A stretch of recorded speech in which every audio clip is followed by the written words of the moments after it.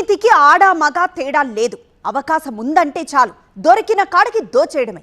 ఇప్పుడు ఏసీబీకి చిక్కిన ఒక తహసీల్దార్ కథ ఏంటో చూద్దాం. సర్కారు ఎన్ని చర్యలు తీసుకున్నా కొందరు అధికారుల తీరు మారడం లేదు. లంచాలకు మరిగి బాధితుల రక్తాన్ని జలగల్లా పట్టి పీల్చేస్తున్నారు. నిత్యం ఏదో ఒక చోట అవినీతి బాగోతం బయటపడుతున్నా మాకేం భయమన్న రీతిలో చెలరేగిపోతున్నారు. ఈ రంగం ఆ రంగం అనే తేడా లేకుండా అన్ని శాఖల్లో అవినీతి వేళ్లు లోతుగా పాతుకుపోయాయి. మేడ్చల్ జిల్లా షామీర్పేట్ తహసీల్దారు సుచరిత సైతం అదే కోవలోకి వచ్చారు. ఆమె డ్రైవర్ నాగేష్ అవినీతి సొమ్ముతో ఏసీబీకి రెడ్ హ్యాండెడ్ గా చిక్కారు.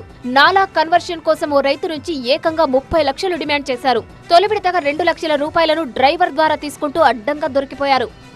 వాళ్ళు కొంతమంది రైతులు ఒక 30 ఎకరాల భూమిని నాలా కన్వర్షన్ కోసం అని చెప్పేసి అప్లై చేసుకున్నాము.